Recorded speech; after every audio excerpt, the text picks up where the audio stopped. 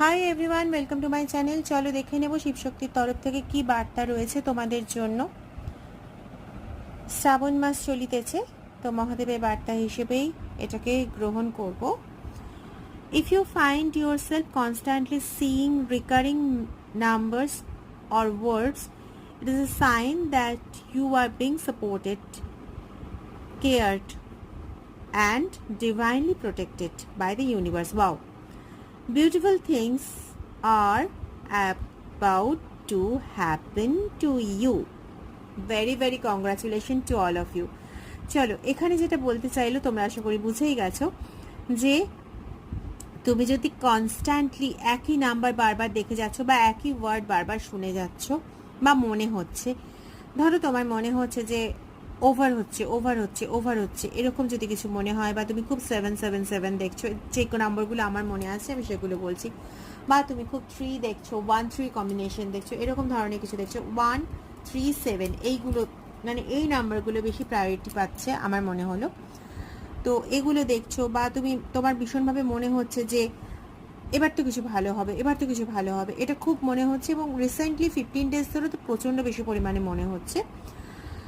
তো সেক্ষেত্রে তোমার কাছে ডিভাইন মেসেজ, আমার মেসেজ নয়, ডিভাইন মেসেজ যে তুমি ডিভাইনলি প্রোটেক্টেড হচ্ছ এবং তোমার সমস্ত সমস্যার সমাধান একদম সামনেই এসে দাঁড়িয়েছে তোমার জীবনে। মানে তোমার জীবনে সমস্যার সমাধান হতে চলেছে। শুধু তুমি